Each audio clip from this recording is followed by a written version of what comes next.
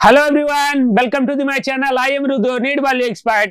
कैसे आप लोग? आज हम आपके लिए लेकर आए एक बहुत इंपॉर्टेंट टॉपिक, बहुत इंपॉर्टेंट वीडियो। इसमें हम डिस्कस करने वाले लास्ट 5 महीने की प्लानिंग आपकी नीट 2024 के लिए। आपके नीट 2024 में जो समय बचे वो सिर्फ 5 महीने बचे हुए हैं, यानी कि 150 दिन। इन 150 दिन को 150 डेज कैसे यूटिलाइज करना है, क्या पढ़ना है, क्या नहीं पढ़ना है, कौन सी बुक से पढ़ना है, क्या पढ़ना है, कौन सा टेस्ट सीरीज ज्वाइन करना है, कितनी देर पढ़ना है, सारी चीजों को आज हम इस वीडियो में डिस्कस करने वाले हैं। तो आज का वीडियो बहुत ही इंपॉर्टेंट होने वाला है आपके लिए। ये आपके नीट 2024 के जर्नी को बहुत ही आसान बना देगा, बहुत ही हेल्पफुल होगा। आप अगर अभी तक आपने हमारे चैनल को सब्सक्राइब नहीं किया, चैनल को सब्सक्राइब कर लें, ज्यादा ज्यादा अपने दोस्तों में शेयर कर दें।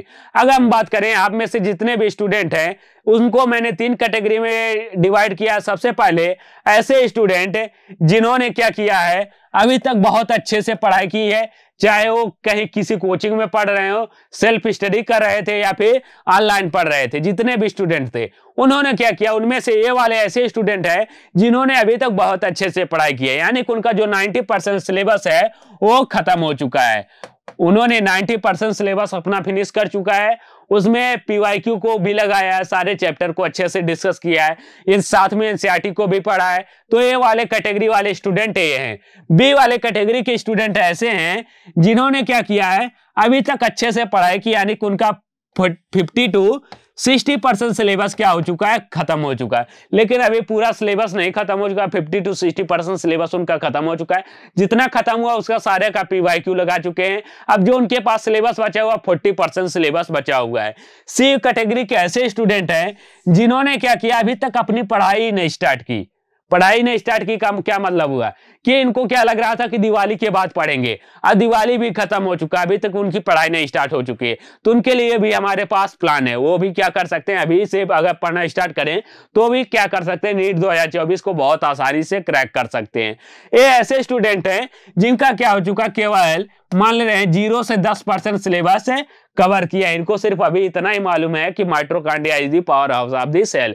इससे ज्यादा इनको क्या है, सिलेबस के बारे में बहुत ज्यादा क्या हो चुके हैं, इन्होंने कवर नहीं किया है। अब बात करें ये वाले कैटेगरी के स्टूडेंट जिन्होंने क्या किया, 90% अपना सिलेबस खत्म कर दिया है। अब इन 90% में क्या है कि इन्होंने पूरे चैप्टर को भी डिस्कस किया है, चैप्टर को भी अच्छे से क्या किया है, यूटिलाइज किया है, चैप्टर को अच्छे से पूरा पढ़ा है, चैप्टर को अच्छे से इन्होंने पढ़ा है, पीवाईक्यू को बहुत अच्छे से लगाया, प्रीवियस ईयर क्वेश्चन को बहुत अच्छे से पढ़ा है, साथ में एनसीईआरटी भी इन्होंने क्या किया है, एनसीईआरटी भी पढ़ा है। ये हमारे है ए वाले स्टूडेंट। बी वाले स्टूडेंट क्या है, इन्होंने चैप्टर को अच्छे से पढ़ा है, जितना भी पढ़ा है बहुत अच्छे से चैप्टर पढ़ा है। जितने चैप्टर पढ़े सबका पीवाईक्यू लगा चुके हैं। न्यूमेरिकल्स इनको पता है किस तरीके से आते हैं, जितने फिजिक्स के, केमिस्ट्री के 50 to 60% सिलेबस के, एंड इन्होंने एनसीईआरटी भी साथ में डिस्कस किया हुआ है। एनसीईआरटी भी अभी ए और बी वाले कैटेगरी के आप में से जितने भी स्टूडेंट होंगे, मैक्सिमम मैं मान के समझ रहा हूं कि आप में से जितने भी होंगे या तो ए कैटेगरी में होंगे या तो बी कैटेगरी में। बहुत कम 1 से 2% ऐसे स्टूडेंट होंगे जो कि किस में होंगे, सी वाले कैटेगरी में होंगे। अब हम बात करें ए वाले स्टूडेंट की। आपके पास कितने दिन बचे हुए हैं, 150 दिन बचे हुए हैं, 150 डेज बचे हुए हैं। इन 150 डेज को क्या ऐसे यूटिलाइज करना है, इनकी हम बात करें। ए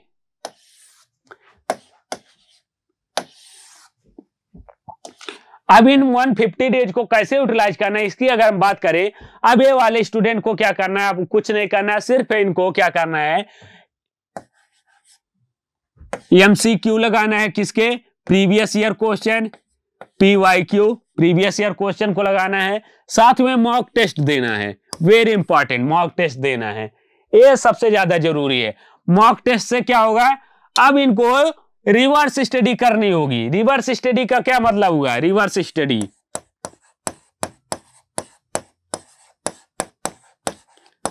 रिवर्स स्टडी का क्या मतलब हुआ, ये सबसे पहले क्या लगाएं, टेस्ट दें, प्रीवियस ईयर क्वेश्चन को लगाएं। अब प्रीवियस ईयर क्वेश्चन से क्या हो रहा है कि जो टॉपिक इनको नहीं आ रहा है, जैसे किसी टॉपिक का क्वेश्चन क्या हो गया, गलत हो गया।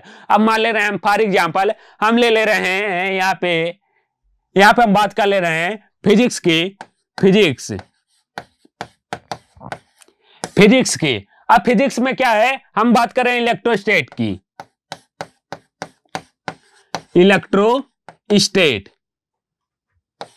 इलेक्ट्रोस्टेट की बात करें। अब इलेक्ट्रोस्टेट का आप क्या करें, चैप्टर को आपने क्या किया, एक पेज पे सारे फार्मूला लिख लिया, एक पेज पे पूरा फार्मूला लिख लिया, उस चैप्टर के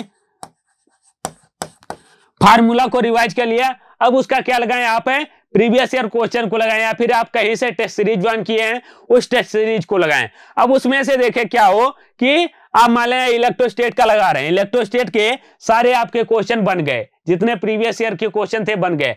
अब उसमें से जो डायपोल मोमेंट वाले क्वेश्चन थे, डायपोल मोमेंट वाले क्वेश्चन आपसे नहीं बने। अब ये डायपोल मोमेंट के क्वेश्चन नहीं बने तो आपको क्या करना होगा, आप फिर से जाएं, चैप्टर पे जाएं जहां पे आपने इलेक्ट्रोस्टेट पढ़ा है, वहां पे डायपोल मोमेंट का क्वेश्चन देखें कि प्रीवियस ईयर क्वेश्चन को कैसे वहां पे न्यूमेरिकल किस तरीके से सॉल्व करवाया गया है।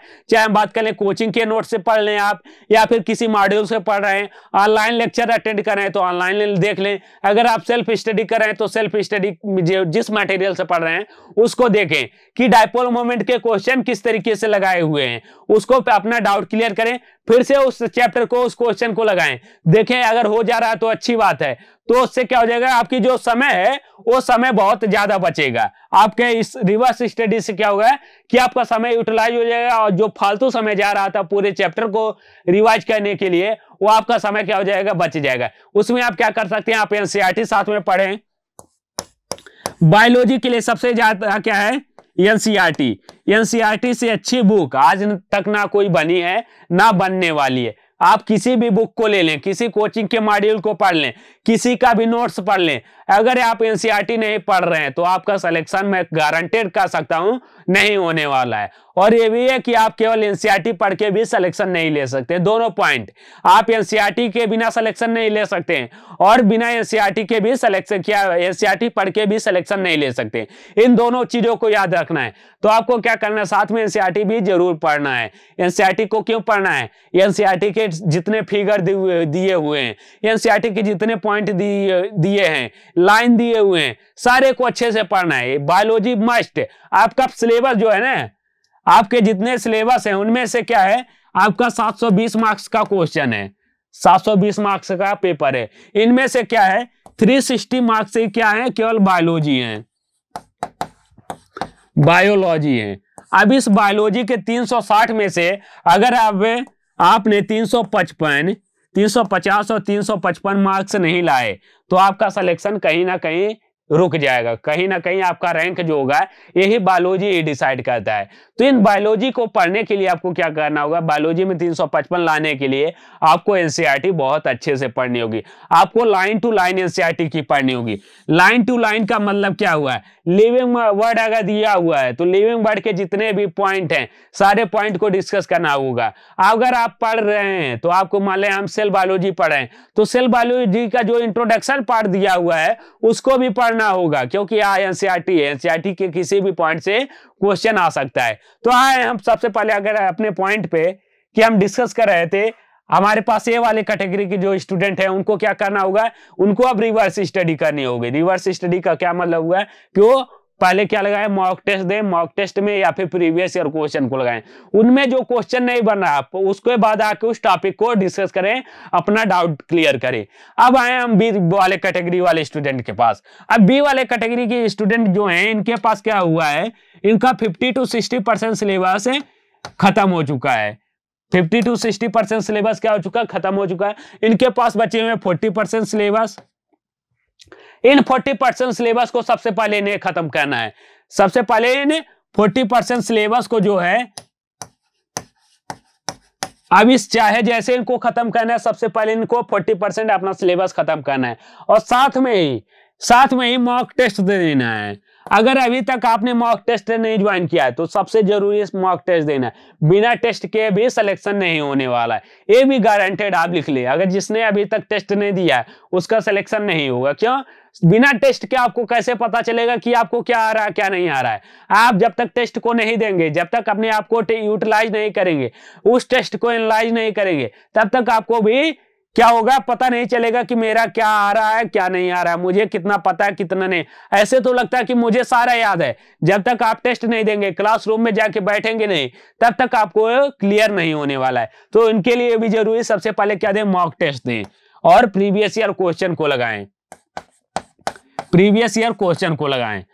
अब मान ले रहे हैं एक हफ्ते 7 दिन होते हैं, इनमें 6 दिन उन्होंने क्या किया, अपना क्लासरूम लेक्चर को अटेंड किया, अपने सेल्फ स्टडी किया है, या फिर हम मान ले रहे हैं ऑनलाइन पढ़ा है। चाहे जैसे भी इस 40% सिलेबस को कवर करना है। कब तक खत्म करना है इनको, दिसंबर से लेकर दिसंबर से मिड जनवरी तक, मैक्स टू मैक्स मिड जनवरी तक इनको सिलेबस खत्म कर देना है। अब सिलेबस इनका क्या हो चुका है, दिसंबर से जनवरी तक के बीच में अभी कितना बचा समय बचा हुआ, 45 दिन का समय बचा हुआ। इन 45 दिन में जितना सिलेबस बचा हुआ उसको क्या करना है, इनको खत्म करना है। साथ में क्या लगाना है, मॉक टेस्ट तो देना है, प्रीवियस ईयर क्वेश्चन को लगाना है। जैसे संडे बचता है, अब संडे के साथ क्या करना है, मान लें संडे है, अब संडे को क्या करें, एक संडे को इन्होंने फिजिक्स उठा लिया, फिजिक्स के 3 चैप्टर को रिवाइज कर लिया, प्रीवियस ईयर क्वेश्चन को रिवाइज कर लिया है, या फिर एक पेज पे क्या लिए, एक चैप्टर के जितने फार्मूले हैं उस चैप्टर के सारे फार्मूला को लिख लिया। जब भी निकल रहे हैं बाहर उस फार्मूले को या क्या कर ले रहे हैं, रिवाइज कर लें। तो इससे क्या हो जाएगा, इनका सिलेबस बहुत जल्दी कवर हो जाएगा और इनका रिवीजन भी साथ साथ होता रहेगा।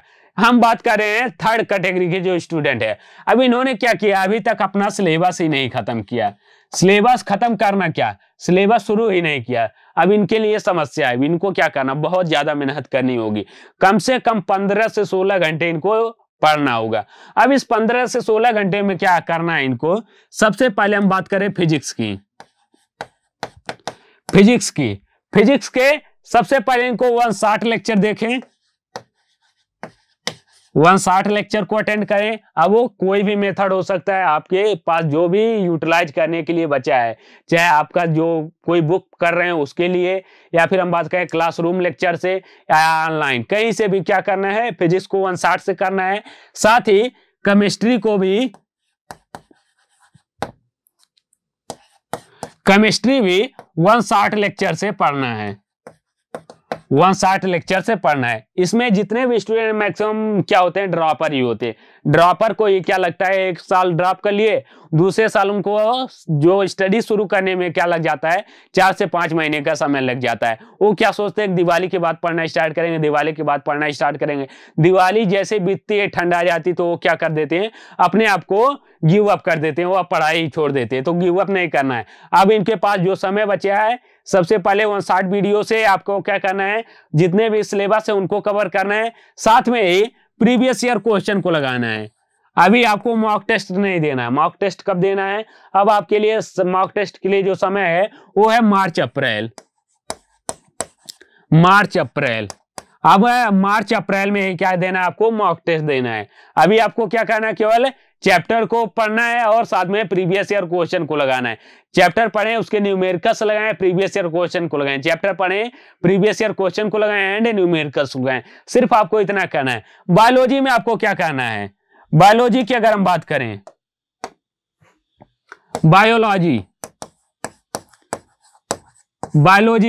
बायोलॉजी के जो स्कोरिंग वाले चैप्टर है, जैसे कि अगर हम बात कर लें जेनेटिक्स की बात कर लें, सेल बायोलॉजी, बायोटेक्नोलॉजी, इनको क्या करना है, आप जिस नोट से पढ़े उस नोट्स को पढ़ें। साथ में आप क्या करें, एनसीईआरटी पढ़ें। एनसीईआरटी के पर डे कम से कम 2 चैप्टर बायोलॉजी की। कैसे पढ़ना है, कितनी स्पीड से पढ़ना है, कौन से इंपॉर्टेंट पॉइंट पढ़ना है, ये आपको डिसाइड करना होगा कि किस स्पीड से आप कम से कम 2 चैप्टर आपको क्या करना होगा, बायोलॉजी के पर डे एनसीईआरटी से खत्म करना होगा। साथ में आप क्वेश्चन लगा सकते हैं, फिंगर टिप्स लगा सकते हैं, या फिर किसी कोचिंग के मटेरियल्स को क्या कर सकते हैं, उसको लगा सकते हैं। मतलब कोई अगर मान लें हम बायोटेक्नोलॉजी में का पढ़ रहे हैं, बायोटेक्नोलॉजी पढ़ रहे हैं बायोलॉजी का, तो बायोटेक्नोलॉजी से जितने भी क्वेश्चन आए हुए हैं पहले उसको लगाएं। वो आपके लगभग 150 से 200 क्वेश्चन बचे हुए हैं। 15-16 साल में 15 साल में 150 क्वेश्चन बचे हुए हैं, उसको यूटिलाइज करें। उसको लगाएं। साथ में उस टॉपिक से रिलेटेड जितने भी क्वेश्चन है, किसी बुक से हो सकता है या फिर हम बात करें किसी कोचिंग के मटेरियल से हो सकता है, उसको पढ़ना है। आपके कोचिंग मटेरियल को अब नहीं पढ़ना है, जितने मॉड्यूल होते हैं कोचिंग के ना, अब उसको नहीं पढ़ना है। आपको क्या पढ़ना है, सिर्फ एनसीईआरटी पढ़नी है। साथ में आपके अगर नोट्स हैं तो बहुत अच्छी बात है, आप नोट्स को पढ़ें। ये हो गए सी वाले कैटेगरी के स्टूडेंट। अब हम बात करते हैं कि आपको कितना पढ़ना है, पर डे कितना पढ़ना है, आपको पर डे कितना पढ़ना है। तो आपको मिनिमम 8 से 9 घंटे मिनिमम पढ़ने, ये तो मिनिमम की बात हो गई।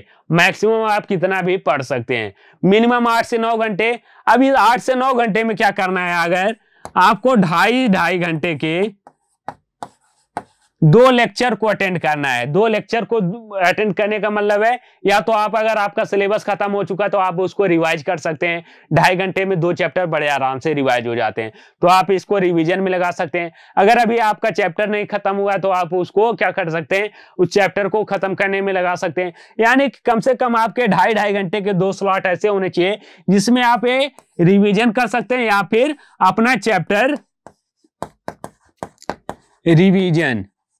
रिवीजन खत्म कर सकते हैं, या फिर चैप्टर को पढ़ सकते हैं। चैप्टर को पढ़ने का मतलब जो बी वाले कैटेगरी के स्टूडेंट थे या फिर सी वाले, उन्होंने अभी तक क्या किया, जो चैप्टर उनका बाकी है उसको वो पढ़ सकते हैं, साथ में प्रीवियस ईयर क्वेश्चन को लगा सकते हैं। साथ में आपको क्या करना है, पर डे कम से कम 200 क्वेश्चन,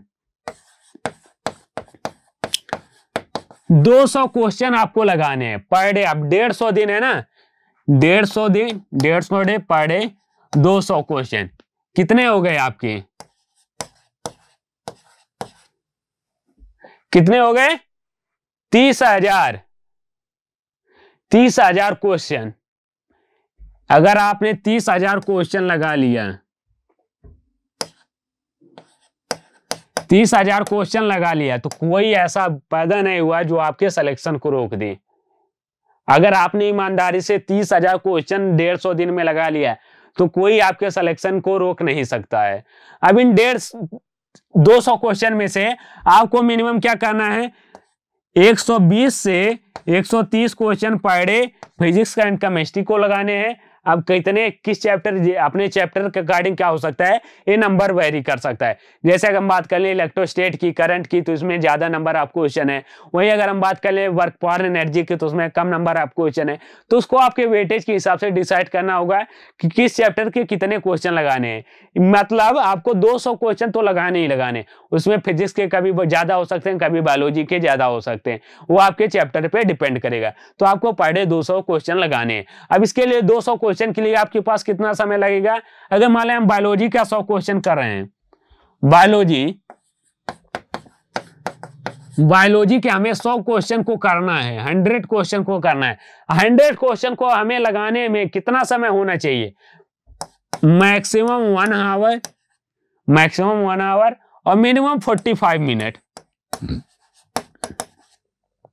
मिनिमम 45 मिनट में हमें क्या करना होगा, इन 100 क्वेश्चन को अटेंड करना होगा। अब कैसे करना है, पहले आपकी स्पीड हो सकता है कम हो, उसके बाद धीरे धीरे जैसे ही आप पढ़ेंगे आपकी स्पीड क्या हो जाएगी, जितना तेजी से आप रीडिंग कर सकते हैं, रीडिंग तेज करें, fast reading and correct reading आपको करनी है। वो जब आप प्रैक्टिस करेंगे ज्यादा तो वो चीजें क्या हो जाएंगी, आपके हैबिट में आ जाएंगी। तो आपको कितने देर में करना है, 1 आवर मैक्सिमम और 45 मिनट मिनिमम में करना है।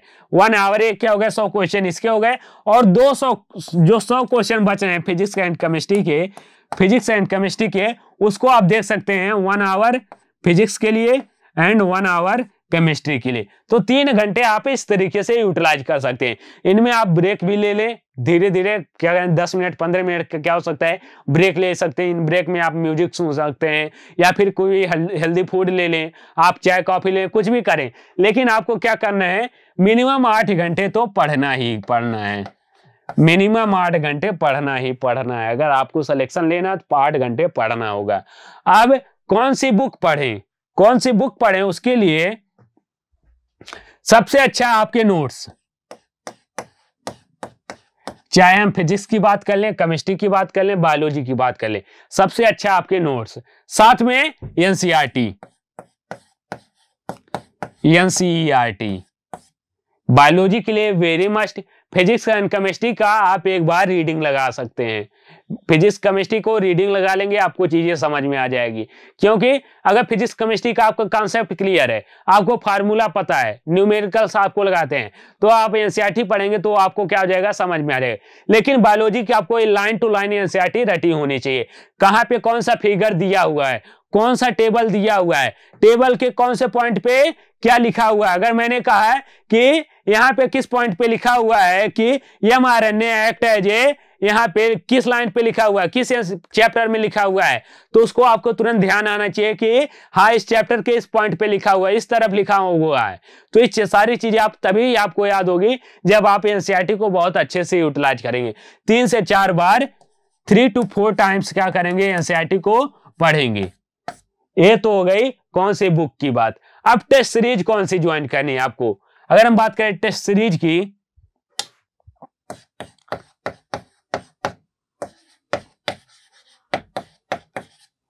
कौन सी टेस्ट सीरीज ज्वाइन करें, सबसे ज्यादा जो डाउट आता बच्चों का इस समय वो यही आता है कि कौन सा टेस्ट सीरीज ज्वाइन करें। आप कोई भी टेस्ट सीरीज ज्वाइन कर सकते हैं, किसी भी कोचिंग का टेस्ट सीरीज ज्वाइन कर सकते हैं।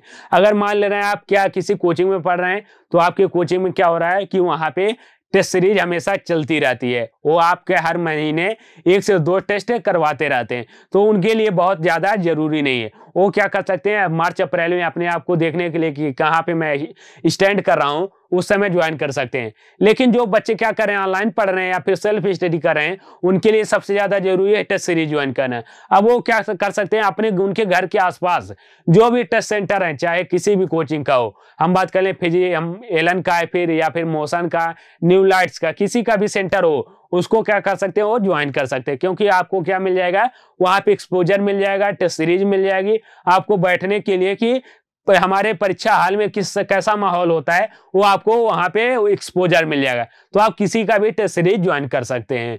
तो ये तो बात हो गई टेस्ट सीरीज का। अब बात आती है कि कितना देर पढ़ना चाहिए, कब तक पढ़ना चाहिए, कब तक सिलेबस खत्म करना चाहिए। आपको सिलेबस मैक्सिमम जनवरी तक, जितने भी बच्चे हैं सबको जनवरी तक खत्म कर देना चाहिए। अगर मैक्सिमम आपका सिलेबस जा रहा है तो आप फरवरी लास्ट तक अपना सिलेबस खत्म करें, ज्यादा ज्यादा चीजों को रिवाइज करें, एनसीईआरटी को ज्यादा ज्यादा पढ़ें। अभी हम क्या करने वाले हैं, आपके बायोलॉजी के लिए बहुत अच्छा हमें यहाँ पे 1 शॉर्ट वीडियो लॉन्च कर रहे हैं। 1 शॉर्ट वीडियो हम एक लेक्चर में क्या करते हैं, 2 से 3 घंटे में एक पूरा चैप्टर खत्म कर देते हैं, साथ में प्रीवियस ईयर क्वेश्चन को भी डिस्कस करते हैं।